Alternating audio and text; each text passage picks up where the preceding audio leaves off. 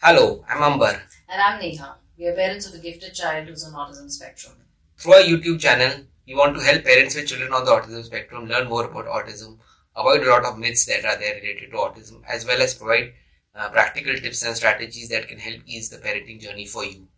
All our content is well researched, but please remember that every child is unique and there is no way that this video would replace any kind of a professional or a medical advice or intervention. If you find this video helpful, please like it, subscribe to our channel, and further share it with someone who you think might benefit from it. Remember, you are not alone in this journey, and together we can create a brighter future for our children. So today we'll be talking about massage. Now, this is something that we have discovered, we have started doing more actively only in the last few months, and we have, seen some benefits for our child. It was suggested to us by another parent, and who found massage to be very helpful for his children, and then he suggested to us, and that is how we started getting into it. And then we learned more about it through research on the internet, talking to autists and other parents as well. So we would share what we learned in the process. Now, please remember that some autistic children are very, very sensitive to touch, and doing massage to them could be very challenging.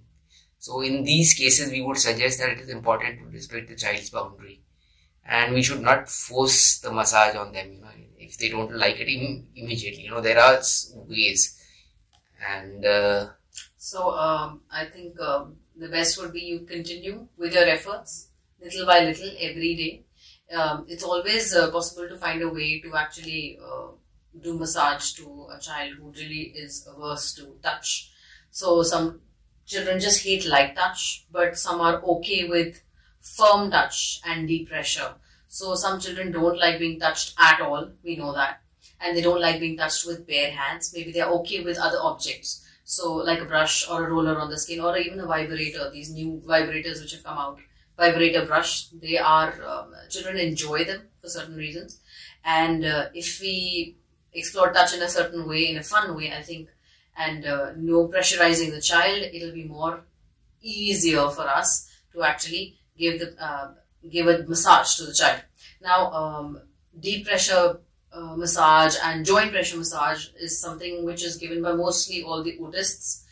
We have seen it in our case, and it has always helped the child.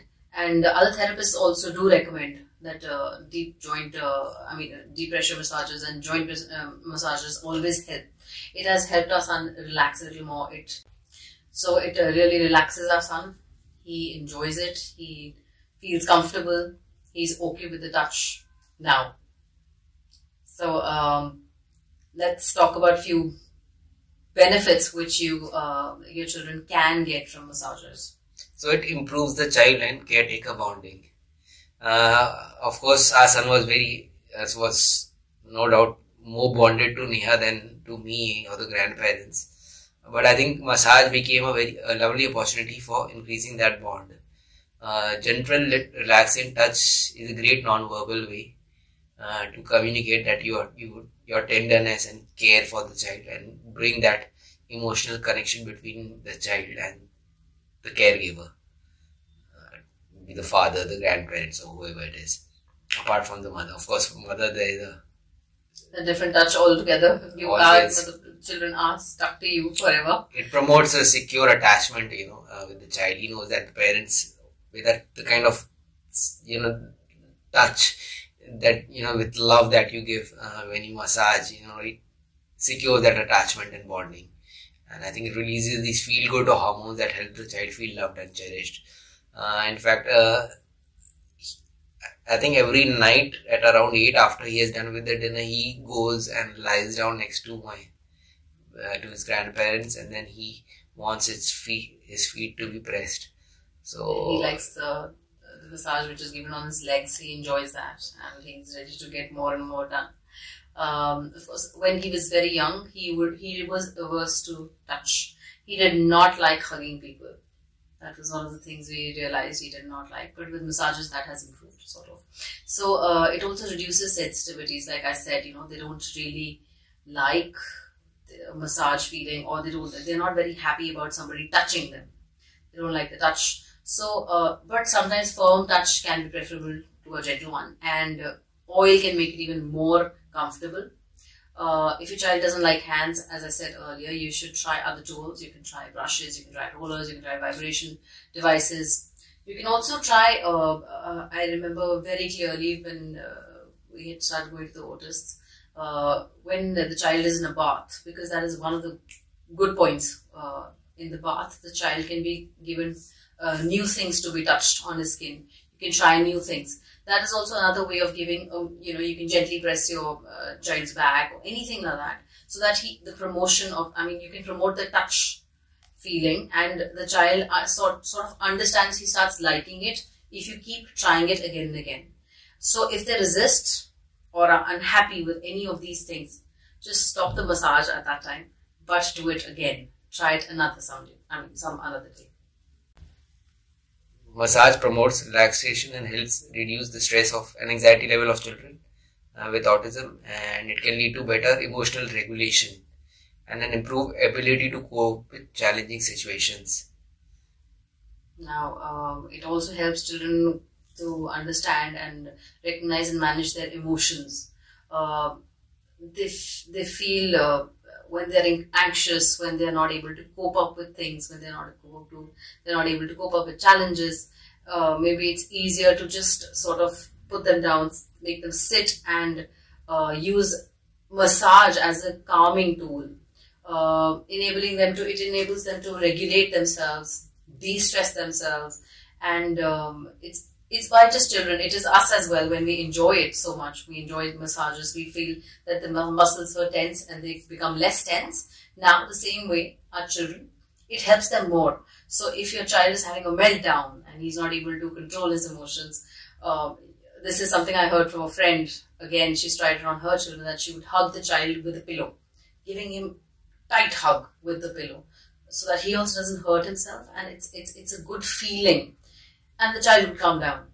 We can also try wrapping up the children in a blanket and giving them that kind of pressure and sort of really holding them tightly so that they enjoy it. It sort of regularizes their emotion. It gives them a kind of a vent. At the same time, they are in a secure place where they can vent out and then become calmer. Because a lot of parents, when the child has a meltdown, they don't understand what to do. Screaming is the last thing that you should be doing. But I think giving them a gentle massage on the feet or the hands or on the back is a good thing to do when the child is having a meltdown. I mean, you have to experiment with it. As Neha told one of the parents, since the tight hugging really helped the child, manage the meltdown. Because it secures their hands and feet. They are not able to hurt anybody else, nor do they hurt themselves. So that sort of makes it gives them a secure space. And massage helps improve sleep patterns. Now, many children would, of course, we keep seeing a lot of queries on how difficult it is for parents to make the child sleep, and we also did create a separate video on how to help the child sleep better. I will be putting the link in the description again. So massage is definitely one of the techniques that has helped our child sleep better. We have tried different forms of massage. One is massaging his feet with thumb or applying deep pressure, and there's also a deep pressure massager that comes and it has that ball kind of attachment in front. I think that is also something that a child really enjoys. In fact, he tries to take it and use it on himself, but I think whenever using that, one has to be a little careful, because if used at the wrong place, it's a vibrating kind of a ball, so you don't have to give it to a child, because he might use it on a sensitive part and hurt himself or herself. So be careful with that if you're trying to use that. But I think using that has really helped our child and sleep and relax and sleep much better. Yes, so when he's sleeping at night, I do make it a point to pat him as well, because he enjoys that rhythm. So that is another form of massage, that you keep patting the child on his legs or wherever he really enjoys it. So he enjoys the back massage and he enjoys the patting of his feet and legs. Also, you can help them manage the behavior. If they're really hyperactive again and they are repetitively doing the same thing, you want them to stop, make them sit, massage them a bit, be it their backs, be it their hands, maybe give them joint pressure, so that it's like an intervention in their repetitive behavior. It gives them a break from that, and you help the child into understanding that he needs to regulate himself, come out of that situation there. Also, it helps in increasing social interaction. Whoever's giving the social interaction can keep talking to the child. It calms them down. Your voice, your tone really matters every time you talk to your child. So please make sure whoever is doing the massage is also talking gently to the child, because they are understanding. Please remember, your child understands everything. Emotions and tones are the biggest thing for them. So if you are going to do something for them, do it gently. Gentle massage along with gentle interaction with them. So it helps them develop a bond with the caretaker, caregiver, and even the autist or even any other massager who's there. Somebody they understand is doing it gently. Somebody's voice they understand is gentle on them, and then they are doing their work. So it develops better social skills. And it also helps with communication. As Neha said, that it's always better to, talk to the child or sing a lullaby or hum to the child when doing the massage. The way I try is, I try to talk to the child when I'm giving him a massage. You could, while pressing his feet or hand or whichever body part, you can, try explaining that body part to him.